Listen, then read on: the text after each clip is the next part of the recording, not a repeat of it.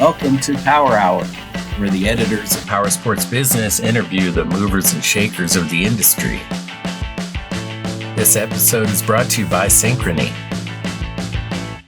Hi, everybody. It's Brendan Baker here with Powersports Business for another Power Hour. And we've got some special guests today. We're down in the Fort Lauderdale area with Sam Nehme of Broward Motorsports and Rob Greenwald, Powersports F&I. And Rob is also one of our key speakers for the Accelerate Conference. So, gentlemen, welcome. And I love the garage. I mean, it's an awesome backdrop you have there. Sam, we'll start off with you. How did you, I know I've heard a little bit about your background and you started young, but how did you end up, getting into this business in the first place? Yeah, it was really just a fluke.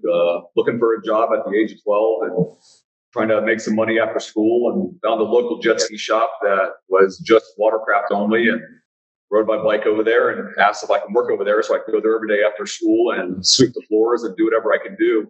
And it was kind of funny. It's back in the 440, 550 stand-up days, so we're going way back. And they were always rebuilding the blown engines, and they had to break them in for the customer to come pick them up. So they were on a little lake, and they said, go out there and ride it, put an hour on it, come back in, run out of gas. So I said, okay. So in between sweeping floors and riding a bunch of stand-ups every day, got pretty good at riding jet skis. And they said to me one day, hey, why don't you go with us to a race and see how you do? I said, okay, great. I get to this race. It wasn't what I expected. It was all ages together. It wasn't like it is today where there's juniors and, novice. It was just novice, expert, pro. Didn't matter your age. And they threw me in the race, and I went out there and raced it really, really well. And they were really excited. And that's where my racing career started. I stuck with it and kept on racing. In the meantime, kept on working at the dealerships, and then just grew into it. And one day became a general manager, and it evolved into one day owning my own store. It's kind of snowball. I mean, I don't know. That seems like the American dream, really. The perfect story of it just kind of snowballed from you were there at the right place at the right time. And, I'm sure there's obviously ups and downs. And, were there times where you ever thought man, this isn't for me? I don't know if I can do this. Did you ever have self-doubts about it? You made a comment about the American dream, and that's exactly what it was. My father ran away from Lebanon and the war that was going on in the Middle East. That's unfortunately still going on today. But he ran away from the war to come here before I was born. And him and my mom came here, and 5 years later, I was born. So it really was the American dream. The problem was he came here with nothing, had no money, was working really hard, 3 jobs. And at the age of 12, I recognized that, I need the help. And that's what got me to go want to work at a younger age. Wow. And, I felt, if I can provide for my own school books and my own lunch money and things like that, I wouldn't be a burden on my father for everything he did for me coming here. And that's really how it started. So we talk about the American dream. It truly is an American dream.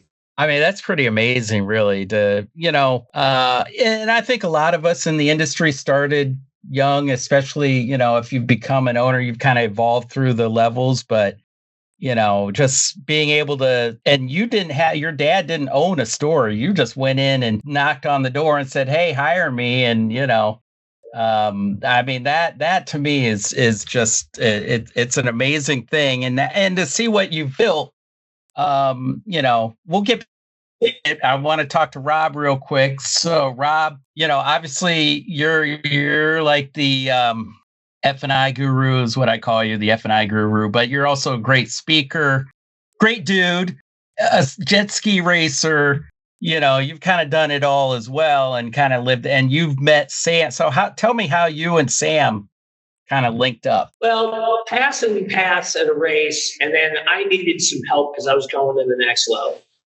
And even though we were acquaintances, and he was told the biggest promoter in Florida who ran the Busch World Cup, he also called, and remember Lover called you? He's like, you should really help this guy out. He's good. He's got talent, And then I called Sam because we joke about this all the time. Yeah, and I raced for Hooters restaurants because I actually raced for Hooters motorcycle racing too. They like the demographic. Yeah, they were big in motorsports for a while, Alan Kowicki, yeah. We'll give you money if you step up to the next level. And I was winning, amateur winning like crazy. Like my first ever race on a stock Sea-Doo, I'd never even raced. I didn't have sponsons on it, which you probably don't know what that is, and I took third overall to Georgia State Championships in amateur. I didn't even do beginner. And I went to amateur, was combined expert novice. And there are 54 skis total. And I got third overall. And you had to run 2 classes and do slalom. So I found a niche. I was good at motorcycle racing, but I was never, a Hayden or something like that. I mean, it's hard to be like, Nikki Hayden or Valentino Rossi, and all those guys.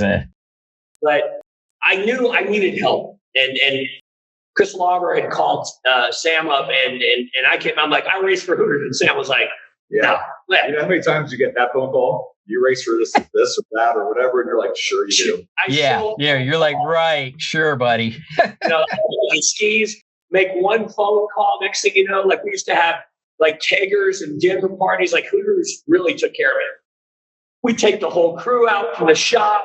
All you can eat, free beer. It wasn't a shop. I was racing for Hooters of America, and it just started to snowball. We had a friendship. Like he built my first skis, and I did really well. I won a World Cup in 600. Did you guys race against each other, or were you in different classes? No, at that time I was doing more sport class. Actually, Rob was racing along with Vanilla Ice. Vanilla Ice was on our team. Oh my God! You know what? He looks like Vanilla. He's got that kind of ice baby. Like I bet he rolls in a 5.0. Right. He doesn't know. No. Yeah, I'll give you a quick shake. I'm not a good rapper.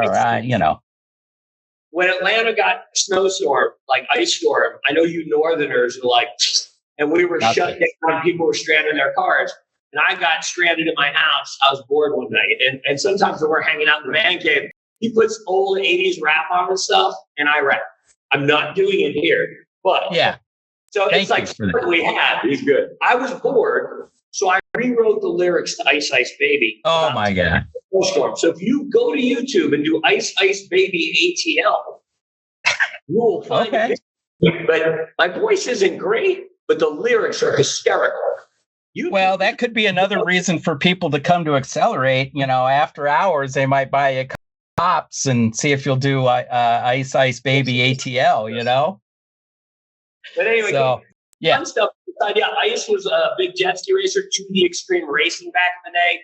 And like, it's amazing, how the friendships you get from racing. Met some amazing people over the years. Like I have friends all over the world. If you start scouring my Facebook and stuff like that, you see like 5 people from Australia here and there. The Pro Tour of the States was the pinnacle of racing. So guys would come from Australia, France, Spain, Italy. I mean, everywhere. Yeah. This was, but even to do the Pro Tour, like there was these young guys from New Zealand that I remember Kane Cahill, but they bought an old Cadillac. I'm talking like late 60s junker. And toured these Team New Zealand guys. They had a little trailer, pulling their skis, traveling around in this beat up caddy, like the stories of the tour from the old days. Oh yeah, you had to get where you had to race. Well, I look at racing. I mean, you race different things. I was a kart racer and then a Formula car racer, all that. But the era I grew up racing in, guys had open trailers. If you had an enclosed trailer, you were a big deal. That was like, you were big time. If you had a enclosed trailer with logos on it, you're like, oh man, you're professional. But you go to races now, even small time races, and they're in like tractor trailers and they've got their motor homes out. And I mean, it's a whole different ball game. But my greatest adventures, and I have pictures. I had Confab that does great jet ski trailers, built me a custom 3-ski trailer. Open trailer. Yeah. I get money. I was young and I had other stuff going on. I'm trying to work my real job, go on the tour. And I had an 89 Dodge Dakota convertible. Really, for 2 or 3 years, I was touring the company. And you remember that truck? Convertible pickup, pulling my skis. At night, I'd have to go get my toolbox. Only in Florida can you have a convertible pickup, or in the South, But I did the tour. Again, it's just so many great adventures. But to wrap up that story, like when I got referred and Sam got to know me, he's like, "Damn, Rob's serious." Like this, he's got me. Sure, and I can show you pictures of the old ski with the R&R Jet Tech logos. Is where he was the GM. he built these skis. I did really well.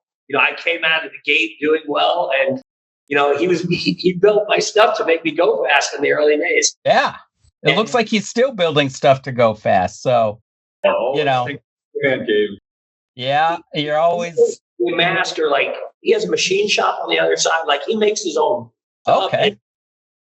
The skill level. So are you still building like jet skis for racers or just for your own team, or what's? Yeah, most of what I do is for myself. We do have a race team, so I build stuff for the racers on our race team. I'm still into the custom motorcycles. So okay. The old trucks. I love working on the old trucks and things like that.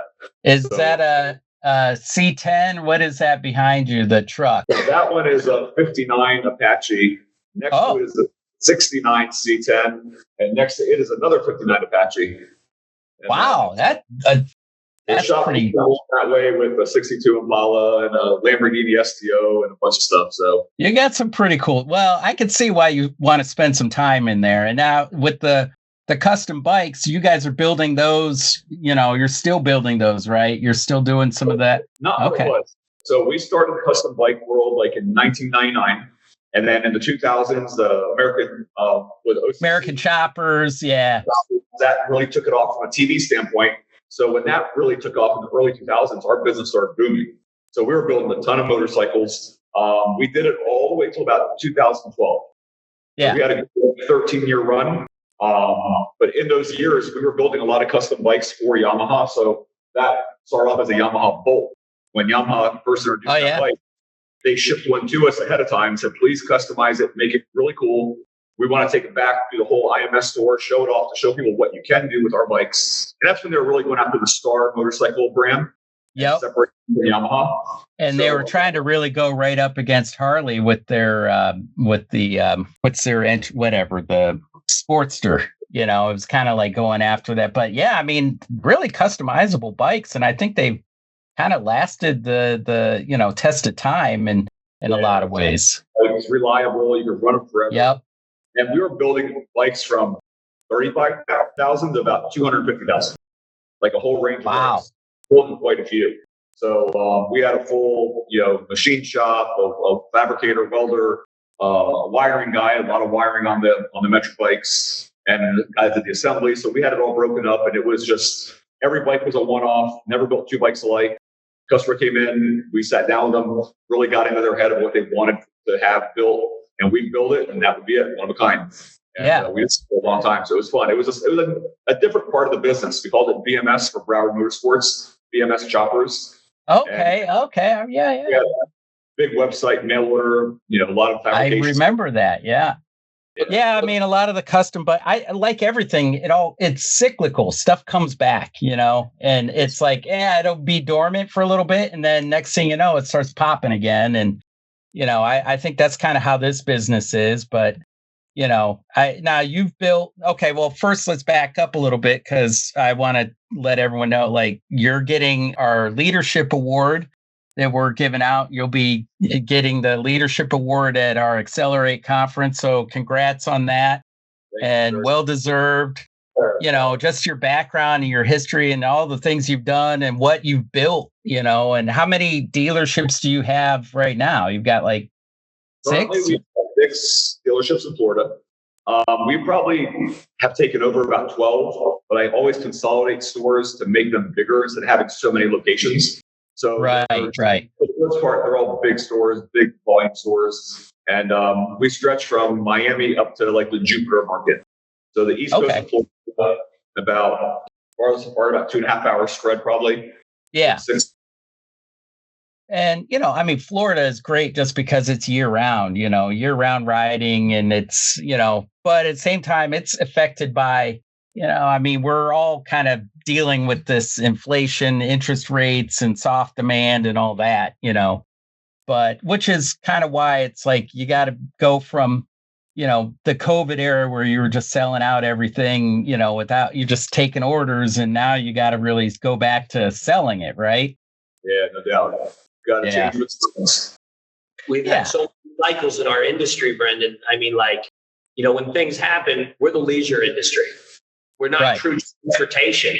We're fun and lifestyle.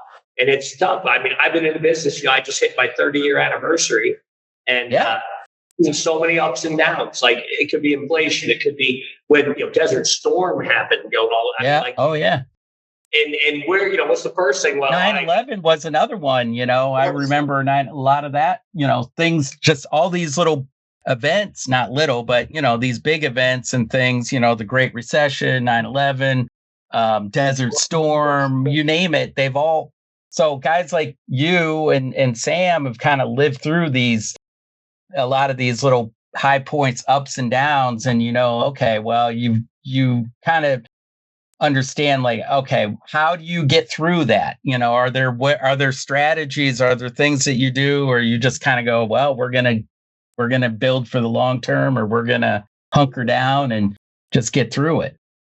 Yeah, it's tough. When we went through that first recession, I say first, in my lifetime, the first recession was 08, 09. Yeah. And, you never know what to expect, especially when it's your first time going through there's always ups and downs. That was real aggressive.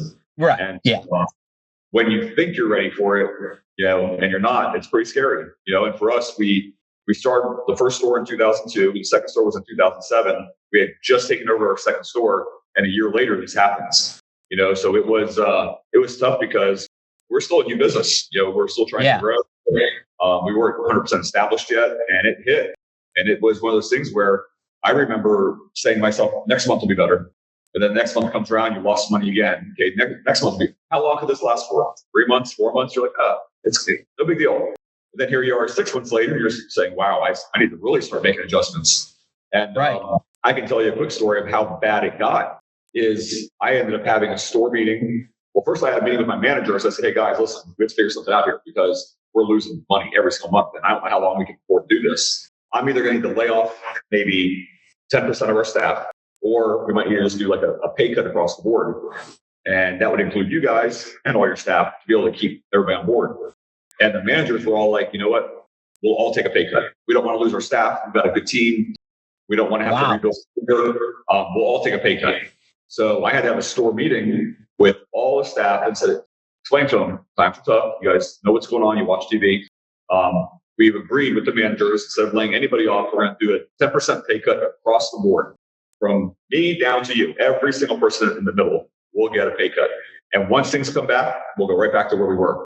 And every employee but one was actually okay with it. They were so happy to not lose their job because everybody that they talked to was losing their jobs. And, they didn't want to lose their job. And they realized, I might make 10% less, but I still have a job at least. And then there was one employee that was upset about it and made a big deal about it.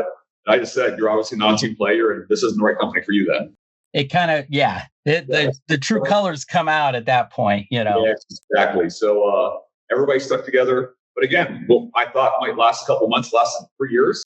So it was tough. It's a lesson learned. I will tell you that I never want to be in that situation again, where you're figuring out how to meet payroll and how to pay off units and all those things that you're struggling with as a dealer. And I'm ready for if it ever happens again. Definitely set myself a little differently. Yeah. I could say a good example of this, and something I saw on my side of the business, consulting with so many stores, was when COVID hit. Dealers been established. I mean, him and I were having conversations. All of a sudden, COVID, people are getting ready. And it's funny because literally in the first 30 to 45 days, I'm not going to name names, but there are other groups I work with, and this and that. We're like, I got to be laying off staff. I got to do this. I got to apply for loans. We're not going to be able to sell motorcycles. And COVID ended up being one of the best things to happen in our industry. Within 90 days, the industry. So you can never truly predict. No. To go at Accelerate, I did my COVID workshops, talk about positioning yourself for after COVID. You never know how things are going to turn. I mean, if we all had a crystal ball, we'd all be wealthy and know everything we need to know. Oh, yeah.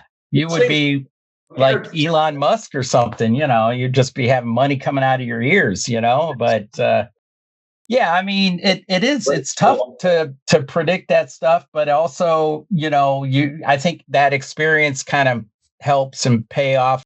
And now, Rob, you've been working with Sam and his companies for quite a long time, right? Doing training and various things. So I do training development, help them with all of their F&I stuff. I get their products for them. and have accountability with their managers, so I can keep everybody. Because, like, for example, F&I is an area, if you're not focusing on your F&I problem, you're missing out. Because if that's the easiest money you can make in a dealership. And I see so many dealers all the time that don't do the right things there.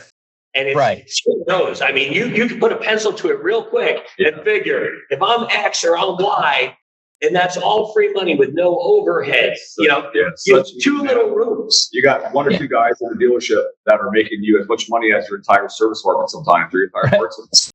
Right. It's funny because you go back to when I met Rob and he was racing jet skis, and he told me that his real business is doing F&I. I'm like, okay, sure it is, just like you're sponsored by Hooters. Well, he was sponsored by Hooters, and he did have that business. I know. It's hard to believe him sometimes. You're like, what? Is that real? And then you go, oh, yeah, it is. So, He's been such an important part of our finance departments and the growth of them, because I can tell you years ago, literally a customer would walk in, oh, you want to finance? Hold on. Fill out this little paper. And it was like one of those trifold papers. And then I picked a 1-800 number for HSBC, type in the social security number, type in the dollar amount. Oh, you're approved. And the guy was walking out with a jet ski. And that's what it used to be back in. And then it evolved into, oh, wait, we can make money selling back-end product, get people finance. And I mean, he built up our departments from nothing to where they are today. We've got 14 finance managers between all of our stores, at least, plus backup finance managers. And the neat thing is, he brings all the product for us to be able to sell and good products, but he holds them accountable, so he goes, a lot of the reps, they just want you to sell the product. And the difference is with Rob, he wants you to sell the product, but you know what? I'm going to come in and train them. I'm going to make sure they know how to sell the product. I'm going to hold them accountable to the standards of what they should be doing for penetration. And he's monitoring it more than I am. I look at it at the end of every month and I see how everybody did. I look at the PVR. I know who's up, who's down, who's on the chopping block.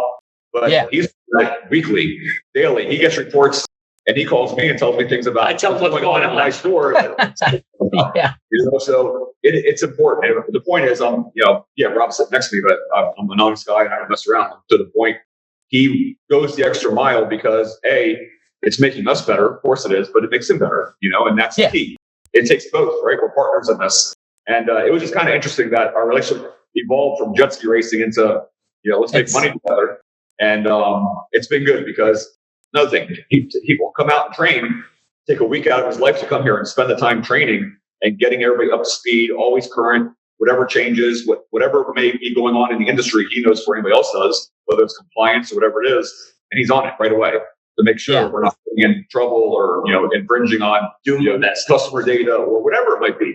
So there's so many different aspects of the finance department, and it goes back to what Rob started saying a minute ago. I go to dealer shows and I talk to some different dealers while we're there, and we start talking about things, and then I find out that they don't do this. And I just can't believe it. We're 2024, we're getting ready to go into 2025, and there's dealers that still are not making money in finance and don't know how to. And it's just shocking. It's not, I guess, from what I've found out from talking to some other people, is that, F&I and all that, really came from the automotive industry, and it wasn't a thing in power sports for the longest time because people didn't necessarily finance a lot of stuff in power sports early on, and then I think probably in the 2000s and, late 90s, maybe that's when it started changing, I can tell you how it started to change, Brendan. And dealers, if anybody's coming into the Power Hour, they were in the business in the early 90s, and one of the first people to do 20 groups, everyone knows David Lemko. Mm-hmm. So the story how I started this, I was a record-breaking F&I producer in the automotive business, but I hated my work. Yeah. And I was also racing. Part of my contract agreement in doing F&I said I need so many weekends off to go race motorcycles. And they were like, are you crazy? Great numbers. They're like, we're going to give him some time off. He's doing 3 times the profit. I mean, anyone who's in F&I, my career warranty penetration was 90%. 9 out of every 10 customers ever sit in front of me buy a service contract. I was just good at what I did, but I hated my job. And I literally quit. I became the director of an auto group. I was training everybody in it, but I was making good money. And literally, we got into a scuffle over my time off to race the Weir Grand National Finals. I was top 600 superbike rider for Southeast region, going to GNF, boss promised me a time off. He goes, what are you going to do? Quit your job to go race your stupid motorcycle? I handed my right there. And now at the time, and this is in the early 90s, Ed Lemko was telling dealers, we need to be more like the car business. There wasn't even like some of the OEMs didn't even have service contracts in the early 90s. Honda was the most progressive because they also offered Life and A&H. These are products of the 70s, but Tire and Wheel didn't exist. Gap didn't exist. The dealer that sponsored me for road racing, he was always picking my brain because he was a big Lemko dealer. Asking me to F&I, and he gave me my parts deals, Roswell Fun Machines, and they were big, 1,200 unit a year store up in Roswell, Georgia. So we made an agreement. I probably designed one of the first industry PPMs because he was talking, that Lemko was talking about it. I sat with this, you know me, I attack everything 200%. So I said, service manager, I divided, okay, you need valve jobs on these cruisers, but not on these. And on my little Mac computer, I still have the original copies on stationery paper so they look fancy, printed them in black and white on stationery paper, hand laminated them to have sales aids, and created a PPM program for this guy. So he was literally October 1994, because I was racing at GNF a few weeks prior. That's when I started my business. It was coming from the car business. Early to mid 90s is when we first really started getting on board F&I in this industry became serious. Because if you think, retail Gap didn't even come into this industry until 99 to 2000. Okay. Yeah. It wasn't even the car business. Gap was something really. Yeah, no, they didn't. See, the banks were protecting themselves. I don't want to get too into an F&I now. Yeah. Knowing the car business, even though I hate it, and knowing the bike business, it's just the mercenary attitude. I believe if you do a good job and you're passionate, money will be there. People who put money before doing a good job never hit the same kind of success. That's been my mantra since I was a kid. When you put in the work, you make the money. Or you can take shortcuts and you have a very short-lived by doing things the wrong way. Right. But literally, banks were protecting themselves. So when you had a lease, Gap was included in your lease. You couldn't negotiate it out because it came from the bank. And finally, people are upside down. We're doing 72 and 84-month car loans. We need this on the retail side. And that's when Gap got introduced first in automotive, probably around 97, I think.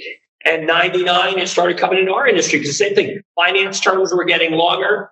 People were over financing units. The banks are giving. So the necessity for the product. I worked with a guy I knew because I needed products for this first consultancy to sell. I went to a car guy I knew and said, I need a theft program. And he did a theft etch program for power sports. And so I got him to do it, and other dealers started getting it. I should have signed the contract to get a piece of the action, but I was thinking for the industry, not for myself, sadly. But I was looking for ways for the dealers to make money. Yeah. And that's my company and how I came up with the business. It was literally of F&I, and I've been in since day one. Like another great person in our industry, Sam Dantzler. Sam worked for F&I. Sam started with Lemko. And he is a plethora of knowledge and just such a great guy. And he could tell you similar stuff, watching the evolution of our industry. Yeah, a lot of people talk about Ed Lemko. And I never met the guy, but he sounds like a legend for sure. Now, let's get into real quick here before we got to go. Just want to talk about the panel here. And now, and Sam, I know you're going to be on the panel and, talking about generational transfer, but a lot of it is, you came into the industry at 12. How did it happen that you got to the GM? How did it happen where you're buying out the dealership and where you're becoming now the owner? What was that transition like?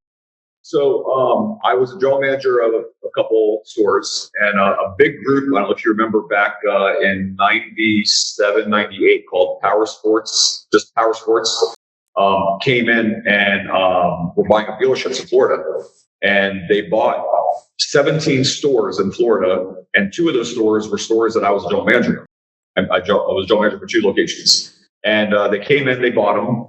And it was great at first because they were paying a lot of money and it was like a big corporation, it seemed like. And okay, great, we're going to the next level here. But right away, I saw the writing on the wall that things weren't going well. And what I mean by that is we would have a general managers meeting once a month, and they do it at a nice hotel and do it in the conference room. And we were in a meeting, and they were basically saying, listen, we got money invested from Progressive Insurance, put in $40 million, and this company put in money in this company, and we're going to go public. We need to get our numbers up. So what we want to do is we want to sell to anywhere across the country. Doesn't matter. A customer calls you from California, wants to buy a bike, and you have it, you sell it, you deliver it. We'll have trucks on the road, we'll deliver it to California. So of course, I'm sitting in this meeting with 17 other general managers, and I'm raising my hand saying, I got a question for you. If the dealer in California pays the same price as us in Florida, how can we beat that dealer and sell to California? They said, we don't care, whatever it takes, lose money. The deal happen. And we're going to buy a whole bunch of trucks. They're going to be ready to run all over the country delivering. And they did. They bought a bunch of trucks. We were making every deal happen, didn't matter where it was. And we were losing money on every deal, selling everywhere. And all they cared about was having that big gross sales number. And we're doing that for probably a year. And then 9/11 happened. So it's crazy because we were sitting in our GM meeting when 9/11 happened, and everybody's phones started beeping and buzzing, and everybody's looking around like, why are we all getting a phone call at the same time? Well, that was actually 9/11. So fast forward, our next general managers meeting after 9/11, they said, guys, time out. We're not doing that anymore. We're not going to be able to go public like we thought we were because of what just happened with 9/11. So we need to start making money. And I'm sitting there saying to myself, wow, this is not going to end well. So I remember coming home that night and I was talking to my wife and I said, I got to figure out a game plan because this isn't going to end well. And I started just looking around, and I didn't have a lot of money, but I was putting money away from just working and saving. And I came across the original Broward Motorsports store in Davie, and the owners, it was a father and two sons that came from South America. The two sons raced sport bikes. Father owned a big, it was like a sewing machine company. Like it was a main distributor in South America and like Brazil. And father passed away. You got these two sons that are in their early 20s, and they're all into racing, not into running the business. And the store was just going out of business. It was going down fast. They had Suzuki and Yamaha brands. And when I heard things weren't going well, I went over there to talk to them. And as I'm there, the Yamaha trucks are pulling up and pulling out the products. So they were already in trouble. They were shutting down. And I said, are you guys interested in selling? And they said, sure. And we negotiated. And now we're down to Suzuki only. So I'm like, I can't survive on Suzuki only. So I walk outside, I'm calling Yamaha saying, hey, I'm a general manager. Wait, hold up. Would you guys be willing to give it back to me if I buy the store? Yamaha says, if you get the store, you'll have Yamaha back. I said, great. So then I called BRP, and I had a great relationship with BRP. And I said, hey guys, if I were to do this, would you guys commit to coming in? They said, absolutely. So, okay, so at least I know I've got some brands that we could work with. I walked back in, I negotiated a deal for $500,000 to buy the store. It's back in 2002. It's one business, $500,000 to buy it. So that was great, but I didn't have $500,000. So I was able to put together about $250,000 of my own with the home equity line on my house, and me telling my wife, like, hey, we're putting up everything to do this. But, right. By the way, honey. Yeah. So she says, I believe in you. I trust you. If you think this is the right move, let's do it.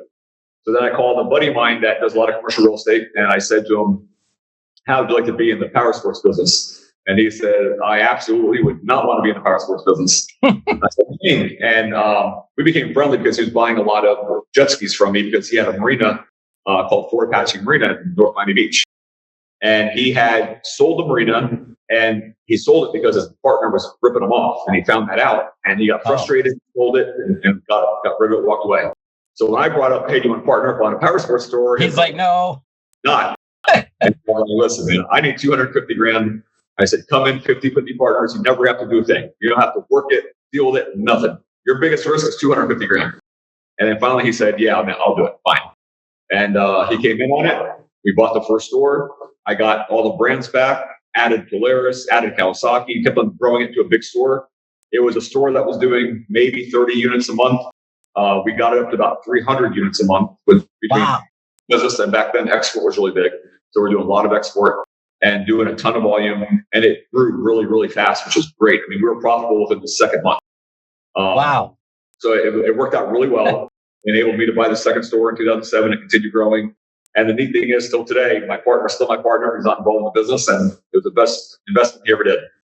That's pretty awesome. I mean, that's a really great story. I mean, yeah, that's inspiring. And, I think that's the thing you find, you kind of had you saw the writing on the wall, but you knew there was a way to make this other thing work, and believing in, it's like all those things, you got to believe in yourself. You got to take the risk. You got to do all that.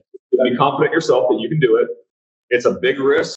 And I don't care who you are, what kind of business it is. If you're all in and you'll do whatever it takes to succeed, you're going to succeed. Yeah. I can tell. Rob will tell you, I spent nights at that store, days. I sleep. My wife would come with my 6-month-old baby, drop off food, and I'd work all night. I'd sleep on the office floor. I did whatever I had to do to make sure we made it. And once we got over that, great. But it didn't matter at that point. You mentioned I didn't race for a while. I didn't race for a while because that was my priority. Because you were having to run a store, yeah. Just building an empire, like right. Probably the biggest, best privately owned power sports group in the state. Well, and I mean, it's amazing though. I mean, to come from kind of the humble beginnings like that, and to like you said, it's you commit yourself 100% to it, and you do whatever it takes, and you get there, And then you got a whole nother thing. You got you got more. I think once you get to the success level, there's a whole nother area of having to run things and how you see things differently from there. And these are things I hope we can get into a little bit at the conference. And I hate to cut this short, it's not short, but I hate to cut it off because it's really good. But we'll just say there'll be more to come. You come to the conference, there'll be more of this, and people get to talk to you guys one-on-one. So I sure hope a lot of people are watching your Power Hour and realize just how good the Accelerate Conference can be for them. I've been a speaker since the inception with you guys. Yeah. A lot of dealers, they don't realize what they're getting into. And all the powerful information, that's what growth comes from. And that's what's really important. Right. And when you see others successful, how do you get successful? You don't hang around. If you hang around with people that aren't successful, they pull you down. There's an old saying, because I've been in many other sports, but if you want to get faster, you run with or ride with faster people. Oh, yeah. Networking in our business and something as wonderful as Accelerate. That's why I love being one of your speakers every year, because it's not a part show where there's some education to it. I speak in many different industry things. Yeah. But people are coming there that want to make their business better. And I know if dealers are watching this, if you haven't came to Accelerate, you owe it to yourself to make a trip to North Carolina, because you know what it takes? I tell some of my clients, I know some dealers that go to their 20 groups and they come back and try and reinvent their dealership twice a year. They write down everything that's said from every successful dealer, and they cause chaos in their staff. With any training you do, and I say this in my F&I schools, in my sales manager and training schools, if you can leave with 3 to 4 points that make you more successful, you're going to make more money and you're going to be more successful. So when you come to a great conference with good economists speaking, people, disruptive thinking, all the great things we're going to have in North Carolina, it's not that I'm going to leave there and reinvent the world, but I want to be more successful by participating. Yeah. That's why I hope we see a good turnout. Yeah. And I think it's about inspiring people and getting people, kind of pumped up to want to build their business and to want to, because I know when things are tough, it's hard. It's easy to let the negative stuff seep in, like, oh, another down, just like you were talking about earlier. Oh, another down month, but it will get better. It will get better. You got to just keep, When I go to these dealer meetings, with all the OEMs that we represent just about every OEM besides Harley Davidson.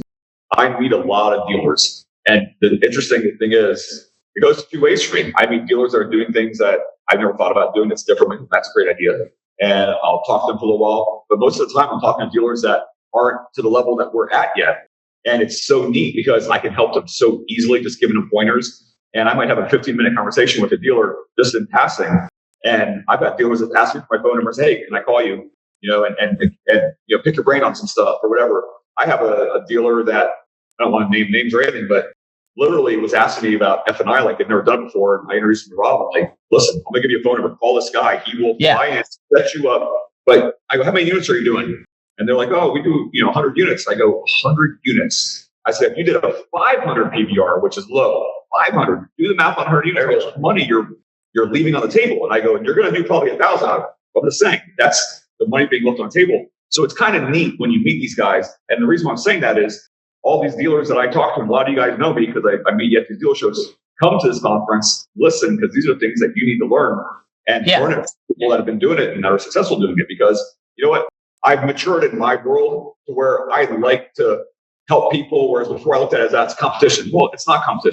If we all do better, we all do better, right? Because I want people around me because they're going to do the business the right way, which is going to make me do better and make them do better. It's kind of like when my neighbor advertises, I benefit from it because people, they get confused sometimes. Like they saw an ad for a Yamaha wave runner, but it might have been a dealer down the street that did it. They come to me. Well, it's kind of the same thing. If I make dealers around me better, it makes us better. And I think it's important. That's why this conference is really, really huge for dealers that want to do better because you learn so much, so many little things that you never thought of. And some of it's underneath your nose and you just don't know it. Yeah. You brought up a good point in that I get this a lot with, sometimes we're talking to, they're like, well, I don't want to give away my secrets. I'm like, there really aren't. It's not that they're secrets. It's, everyone's going to find that out anyway. It's just how long and, it will make you better. It's kind of what you're saying. You're going to get better. I mean, look at to bring up football a little bit. I'm an AFC North guy, Cleveland. Don't judge me because I'm a Browns fan, but but you look at AFC. What's that? I'm a Giants fan. I'm going to be at the Falcons. Oh, yeah. I feel bad right now. But AFC North, you got all these great you got Lamar Jackson, you've got Joe Burrow, you've got Russell Wilson. Those guys, I think they bring each other up. You know what I mean? Because they're so good. And it makes anyway. So good stuff, guys. I was going to say along the lines when Sam was saying that. There's an old saying, don't be thinking you're keeping secrets. A rising tide raises all boats. And jet skis. But we all have different levels of motivation and drive. How bad do you want it? And it's the difference in sports to racing. We're both racers. Oh, that's true. A certain amount where drive and push overcomes pure skill. Because if you have 100%. They always said, I'd rather have a C+ student than a straight A student because a lot of times straight A student, they just get by because they're just natural at it. A C+ student, a C student, they work really hard to get those, Well, speaking of football, there's the line from the movie The Replacements, when Gene Hackman's saying, well, I need a quarterback with heart. Heart, passion, and drive is one of the first true keys to success. And we are in a business that's driven by passion. Yep. 90% of people in our business are enthusiasts. Yeah. And that's it. We can do other jobs. Like if I worked in the car business, I could make way more than I make, but I'd be miserable. We are surrounded by like-minded people. And that is what separates us, I think, from a lot of the other, car business. I've been, on the car side just like you. And a lot of times they're people that aren't into that. They're not into the car culture. And I mean, Sam, you're probably more into cars than a lot of people I worked with that were in the car business, So it's I mean, that's the thing about power sports is most power sports people are pretty passionate. That's why they got in it. That's why they enjoy it. And, learning to be businessmen was kind of secondary, but now you kind of have to be, to make it. And as Sam pointed out during the recession, I mean, I think about 30% of dealers didn't make it through that. There was a big. My dealers, the guys that were suffering or the guys I was buying. Yeah. Yeah. So, and that's the thing. But yeah, so it's kind of, it all kind of comes full circle and you gotta, your passion, you gotta have the passion, but it's also, you have to have the sense too. I think the business sense of it, but well, hey guys, this has been great. I think I'm going to get cut off here by the Teams meeting in a minute. So I want to thank you so much for letting us, Sam, into your garage mahal there that you got. I mean, it's amazing. someday, I mean, that's like my dream setup really right there, to have like all those toys in there. And yeah, so it's something to aim for sure. So we'll see you guys soon. And thanks for joining us today. North Carolina. Thank you. At the end. That's right. That's right. Okay. Appreciate you. Take care, Brennan. Thanks. If you like this podcast, please like, share, and subscribe. We also invite you to connect with us on powersportsbusiness.com.